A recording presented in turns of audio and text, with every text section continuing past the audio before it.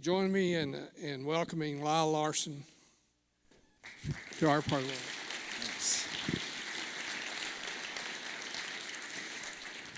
world. Well, thank y'all for having somebody from San Antonio come up and talk in the Panhandle. I noticed the drought has hit the Panhandle like it has the balance of the state. Following the lady from the National Weather Service, it's always a humbling experience because y'all know the problem and you're asking the state to try to resolve it. Kent Satterwhite, I went up to Lake Meredith a couple of years ago, and you look at the state of that lake. We went bass fishing, caught 2 bass, and there was 9 ticks on each of the basses. So I knew there was pretty bad shape. But you look at the record depletions in groundwater and surface water across the state, and you try to figure out 2011 versus 2014. We're essentially in the same condition. I mean, you look at the Ogallala, and you look at the different areas. Y'all are having some problems up here.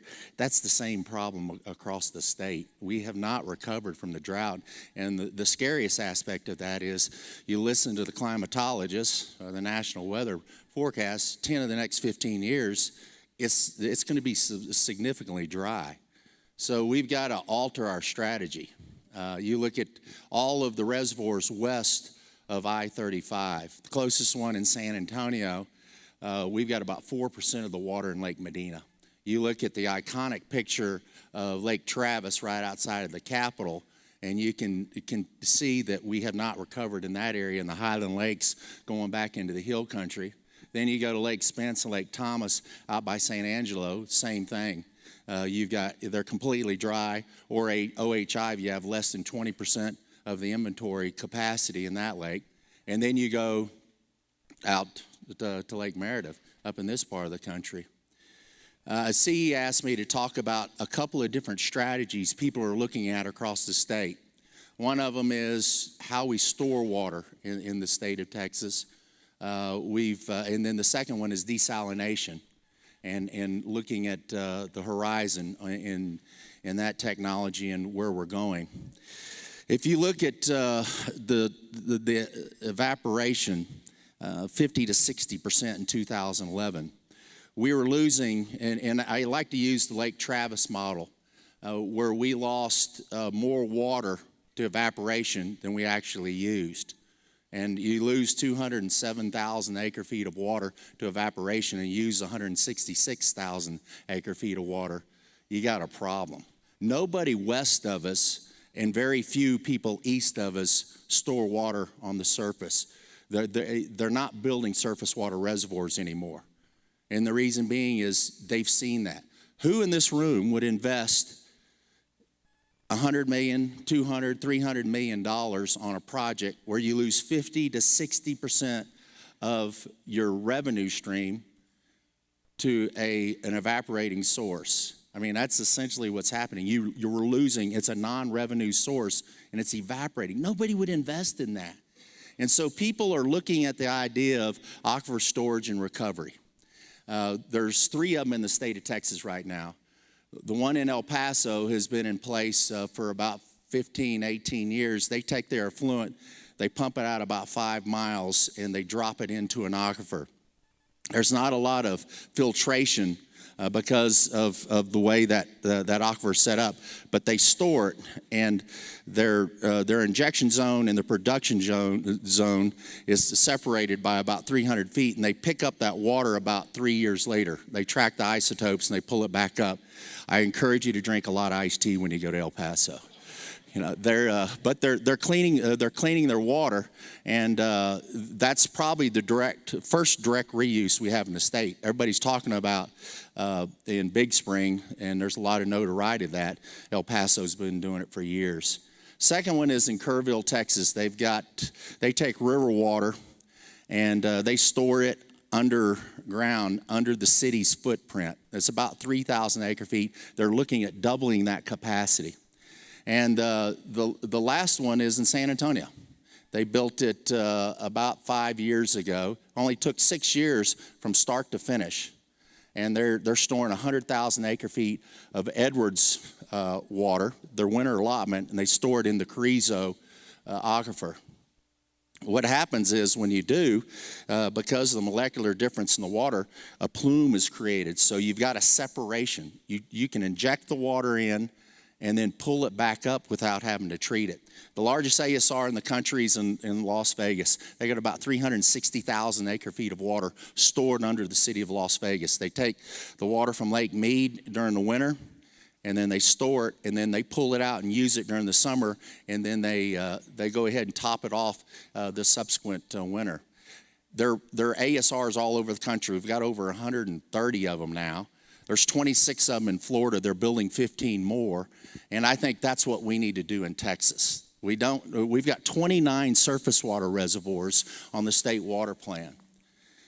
That was developed 30 years ago. The state water plan rolls over about every 5 years in the regions. They look at projects, and most of them it's just rolled over. Well, we need to build that surface water reservoir. If you look at what the state did in response to the drought in the 1950s, they looked at the topography and looked at the science across the state, and they figured out where would we optimize the encatchment of these different these floodplains, and they picked up 66% of our surface water inventory right now was picked up in developing all those reservoirs.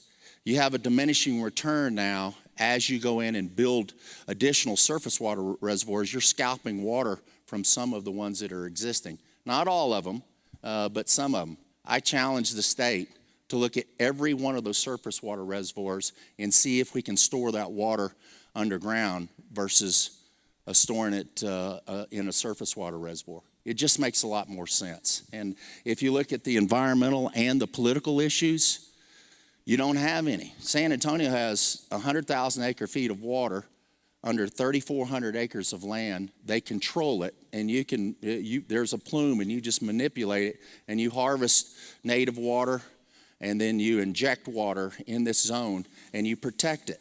You don't let it go off campus. If you get off campus, the rule of capture goes in play, and somebody can tap into that water and pull it out. But they're able to manage that water, and that's the same for all the ASRs. But we've got to do something different. And if we don't, shame on all of us. The ASR, the biggest challenge we have is how we deal with people if we're going to develop these mega ASRs. And I would like to see us create a strategic water reserve for the state, very similar to the petroleum reserve that we've got nationally. We need to create a reserve, and the reserve needs to be underground so we can pick that water up when we want it. But from a regional standpoint, how many folks are going to develop these huge ASRs? I would say something similar to a Toledo Bend underground, where you've got that massive amount of water where you can go in and harvest it, and we can give debit cards to folks when they have a scarcity issue. You give them a debit card, then go in and pick it up, and then we replenish it. And I know a lot of y'all are thinking, well, if we got rainfall shortages now, how would we go about filling up an ASR? Average rainfall year, we let 43 million acre feet of water go into the Gulf of Mexico without capturing it. 43 million acre feet of water.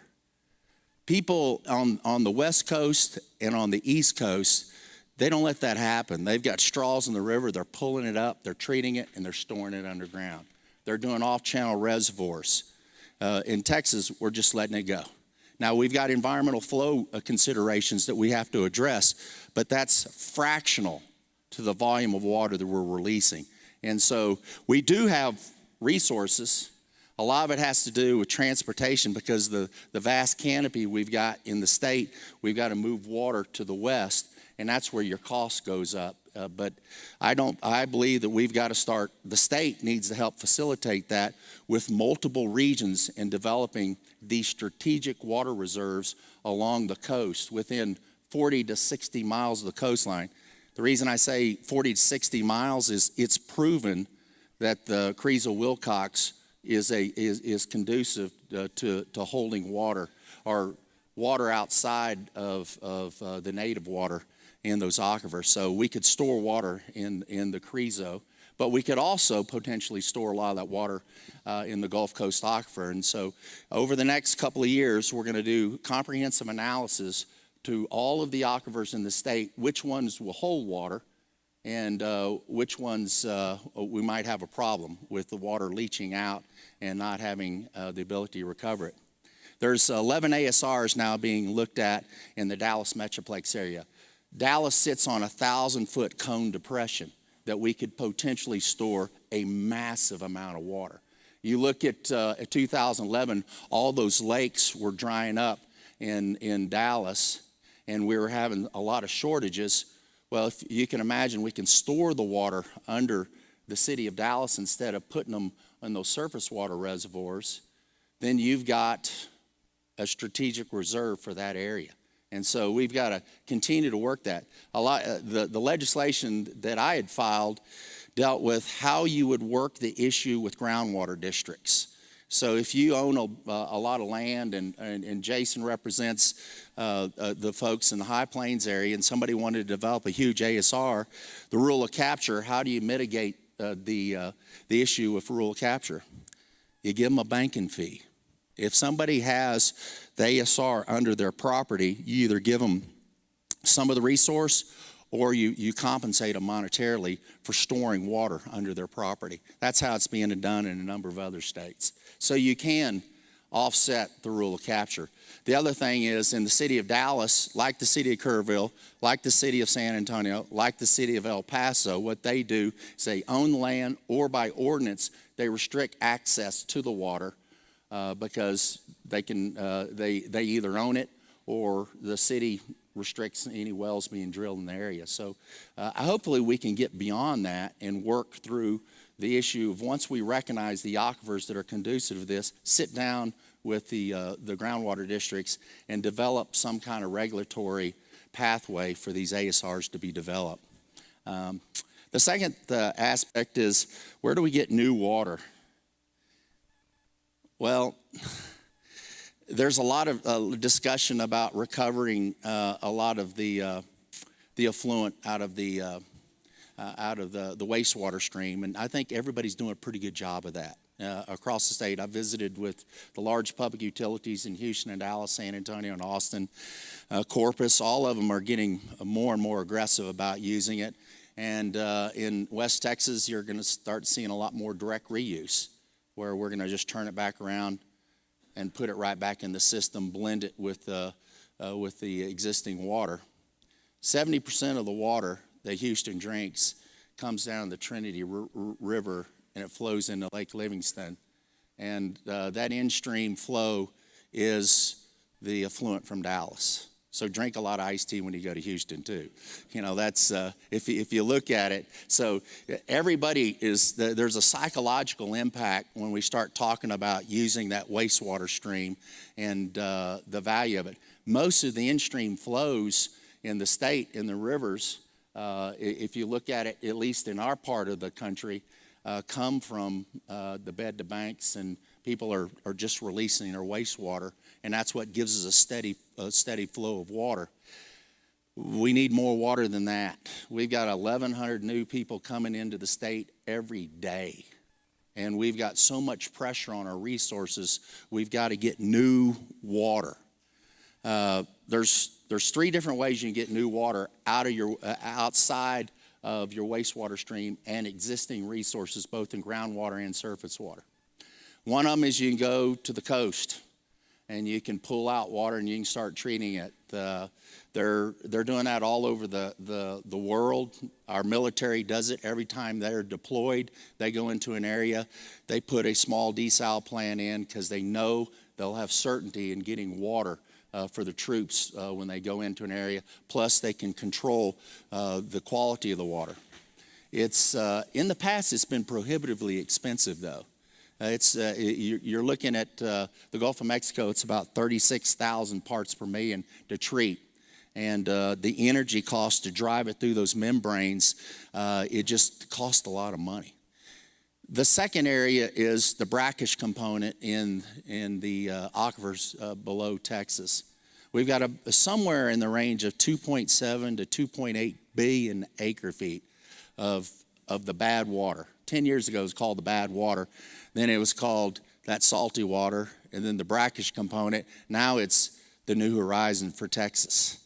You know, it quickly moved in 10 years. A lot of that is driven by scarcity, and a lot of it's driven by technology. If you look at how they're able to treat the water now versus 5 years ago, and how they're able to drop the cost by 50%, it's primarily by experimentation and necessity. The oil field's driving a lot of this.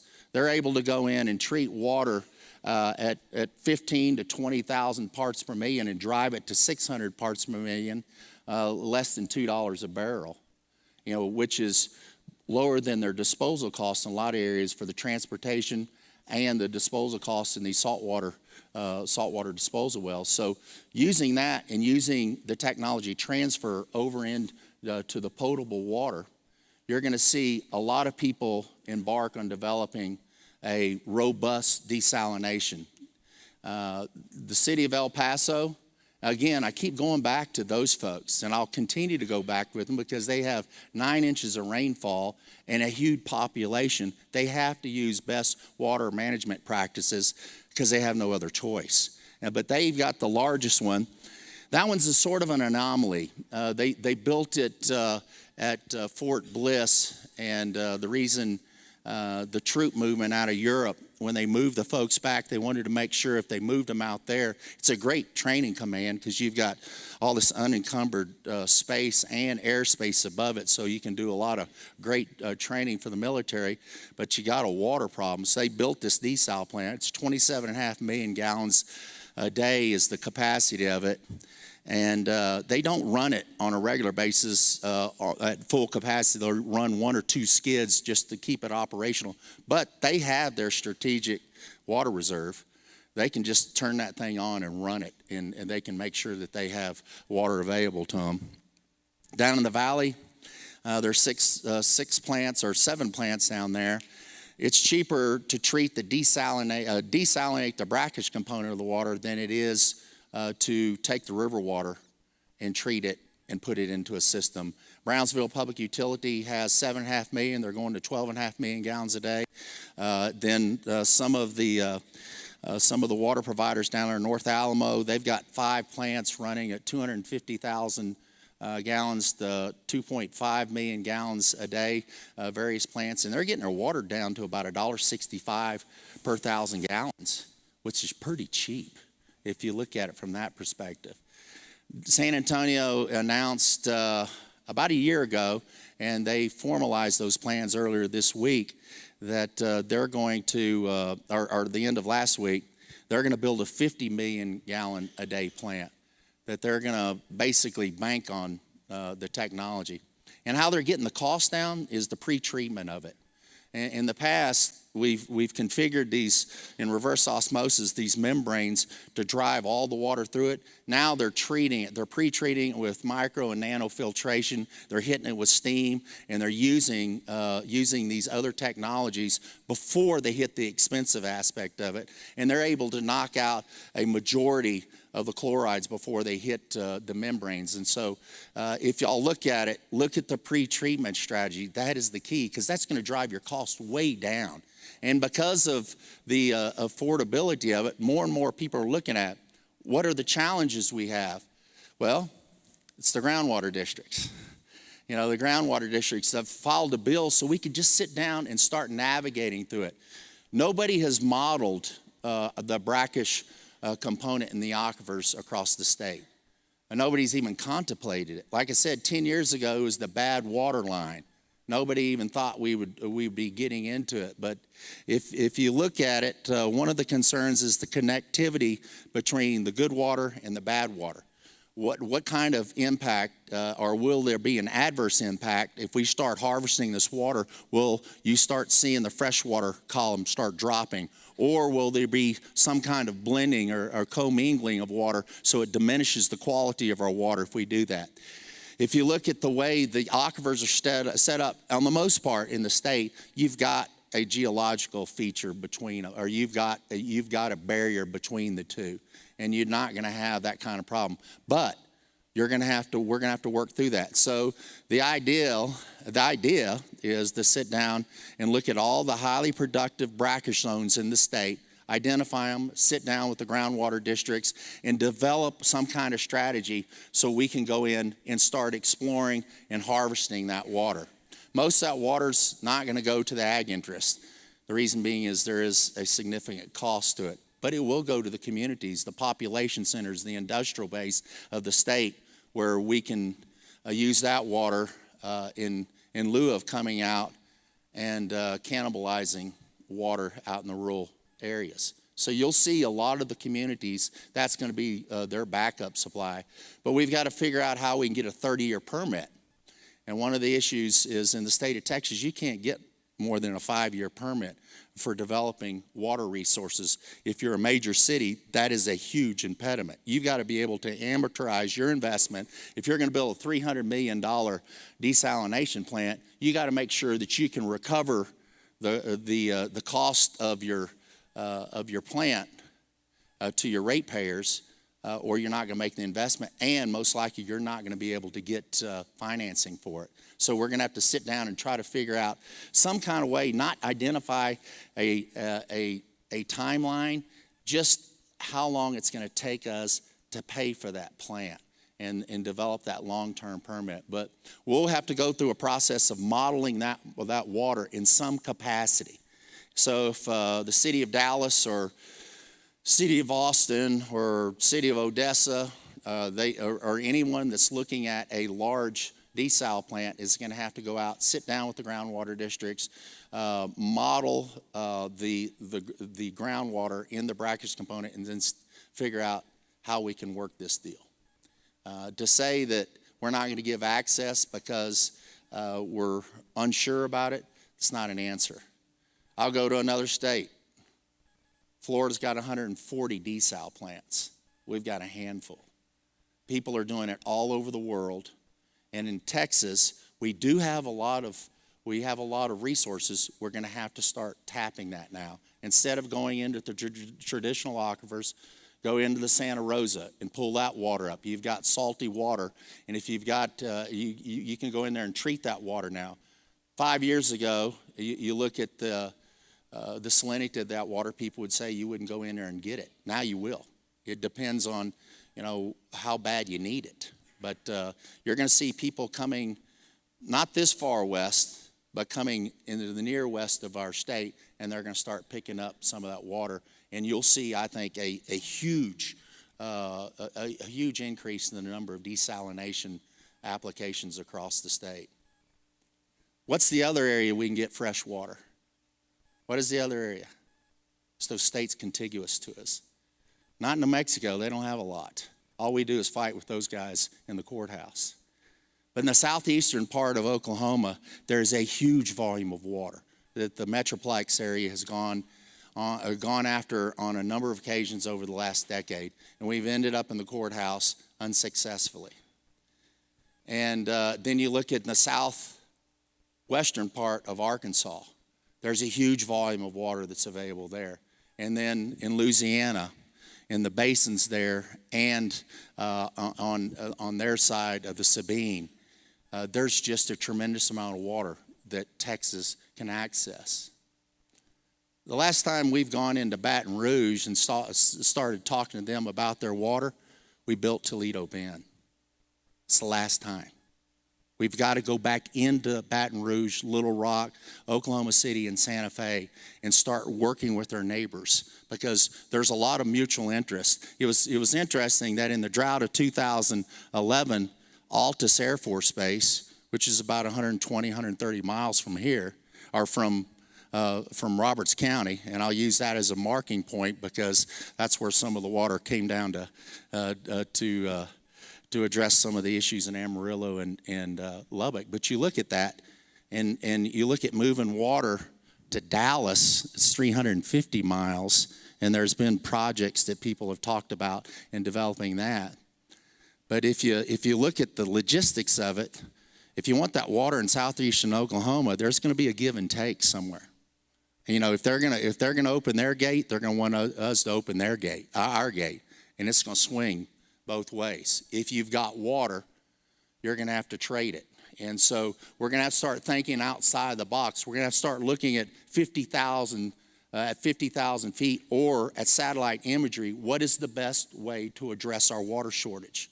Well, there's so much water on the border of Texas that we're not taking advantage of. And the reason being is we don't have a formal dialogue, political dialogue, with the tribes in Oklahoma, with the tribes in New Mexico, and with the folks in Arkansas and in Louisiana. So I'm advocating that we go in, take our hat off, walk in humbly, and start talking to them. There's a huge need for water in some of our population centers in close proximity to those borders.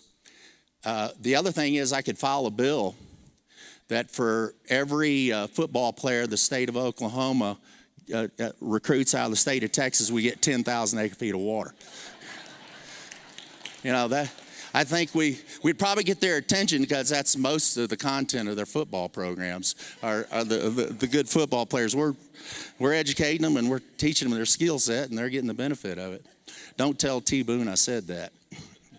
But we've got to sit down and start a serious dialogue because there's no reason that water should end up in the Gulf of Mexico in a lot of cases without recovering it. If we've got a need for it, and it's just a political dialogue will simply resolve a lot of those issues. We've got formal dialogues through our Water Development Board and through TCEQ in discussions, on impoundment issues in New Mexico at Elephant Butte and some of the areas in Oklahoma. We've got compacts, but at the same time, there's that water that we've got to go get. So that would be the third area where we're going to be able to get some new water into the state of Texas. But it's going to take some discussions and then the willingness to start moving the water. I talked about. He said he was going to jump up and down when I started talking too long. He's not jumping up and down yet. Okay. One of the issues we've got in the state, and Carol, you can close your ears on this because I know you're part of this, but one of the issues is how we've set up our planning for in the regions across the state and how we don't share water within the boundaries of Texas. We've balkanized our state into 16 regions, and we fight each other ferociously on a county line basis on this is our water and I'll be damned if you're going to take it.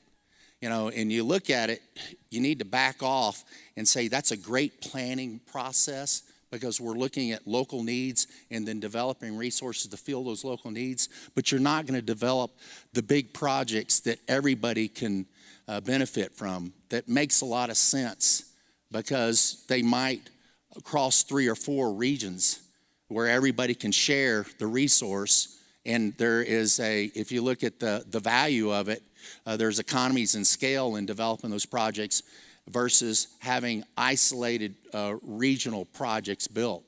And I'll go back to the drought of the 1950s. Those mega projects that were built, I'd submit to you today, they wouldn't be built under the environment that we've set up in our regional planning. The reason being is they're cost prohibitive, and the second part of it is they eclipse the boundaries of the river authorities or the regions. And so I think that we've got to take out the structural impediment that we've got within the state. People are when Prop 6 was going out, and I fully appreciate everybody that supported that because that's the first step of putting some money in and start turning the equation around.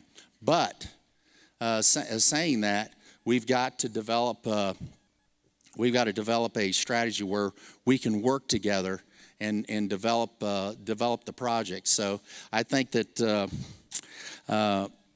short of that, we're going to continue to be in a situation where we're not going to see any meaningful projects being built other than when we've got a scarcity issue, and then we're doing it under an emergency order, and the cost goes up significantly because we've got compressed timelines.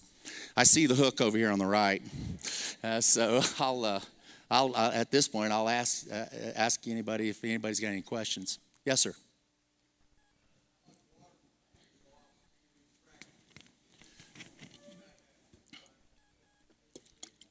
Question about is water and fracking and what's happening in the oil field right now. That is a concern. Obviously, we've got an unbelievable play that's going on across the state in the oil field. Down in my part of the world, it's in the Eagle Ford and the Permian Basin, and up the plays that are up in this part of the state as well. And people are always concerned about the volume of water for each of the frac jobs. And how does it diminish access for folks in the population centers and for ag interest? This became an issue in Pennsylvania and the Marcellus, and it's become a problem in other parts of the country where you've had shale plays. You look at the huge volume of that initial frac, and then the flow back, and how much of that water is recovered and recycled, and then how much is just ultimately injected into these disposal wells, and that water's not recovered for use. It is an issue that we will address in the next legislative session. I mean, it's something we talked about. You've got some operators like Marathon, and I went down to one field in Karnes County, and they're using some of the technology I talked about. You know, using a steam process and doing some filtration, and they're knocking it down and they're reusing their water.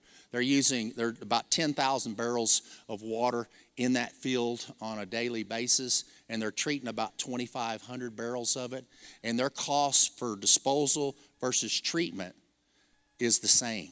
And what they've indicated is, if it's the same, we're going to be good stewards, and economics is going to drive that stewardship, where we're going to treat it and then we'll continue to reuse it. And we've got to encourage more of that because there is a lot of pressure. The other thing that, any of y'all ever been to a House Natural Resource meeting in the House? For Price, he was on it with me my first term, and if you do, you're bored to death. But the second aspect out of this, everybody that walks in, and CE's seen it, they put up on the screen, whether it's your cities, whether it be your industrial users, or whoever's making the presentation, they always put up a chart and show 65% of the water is used by ag interest. They'll always pound on the ag folks. Well, 100% of the food comes from the ag folks. You know, that's the other part of the equation. But they'll always talk about that. And I think the counter strategy in a legislative process that is now dominated by the urban interests, and I think all of y'all have heard that all of the representatives west of I-35 don't eclipse the number that are in the city of Houston. And if you look at that, we've got to do a better job of selling the fact that C. Williams and Jason and the folks in the different water districts up here are developing a more conservation. And then enumerate it. Talk about how many pivot systems we're putting in, how much water we're saving on an annual basis, what our crop yields are with the conservation measures. You can talk to Ford, you can talk to Frulo, you can talk to Ken King, you can talk to Drew Springer, you can talk to all the guys up here, and it resonates with them. But the folks in Dallas, Houston, San Antonio, Austin, and the big population centers, me no Alamo. They have no idea what you're talking about. You know, that's essentially the problem. So the goal is to go in and educate the people that have the voting blocks of the importance of saving the ag production in the state and don't jeopardize it. In the same vein, now the attacks on the oil companies. Now they're saying, look at all the water the folks are using in fracking. And then the oil companies go in and they'll say, in Pearsall, Texas, they're accessing water in an aquifer. They're using the equivalency of 20 acres of corn during the growing season, one hydraulic fracking job. Look at the economics of the yield in 20 acres of corn versus $2.4 million initially for that oil well, and then perpetually whatever the production drives off, the economics, it pales in comparison, but you can't deprive somebody from growing that corn, and we need it for our population centers. So there's a balancing act with the water. I think we're going to look at encouraging, better use of the water, encouraging recycling, and we don't want to get in the predicament where we start curtailing our oil production because of the concerns that you just brought up. Yes, ma'am.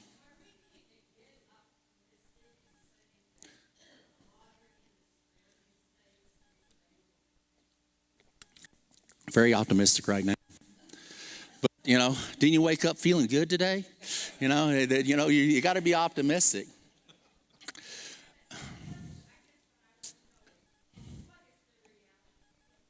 Well, this is what's given me hope is there's the 7 states west of us and the 10 tribes. And it goes from California, Nevada, Arizona, New Mexico, Colorado, Utah, Wyoming. They created the Colorado River Water Users Association. And the folks in Vegas are paying for part of the Poseidon project, which is the large desal plant that's being built in San Diego. And they trade water across state lines, and they do it very effectively. They're buying water and building off-channel reservoirs or desal plants for some of the native Indian populations and trading out that water. So using that as a template, states are already doing it. And so we've got to address, the problem is Texas, we got a lot of bravado. Sort of proud of our state, our heritage. We diminish some of our folks, some of the states around us. And we got to get away from the Friday night football kind of mentality and start focusing on, look at the resource that's available. They're not using it. They won't use it for the foreseeable future.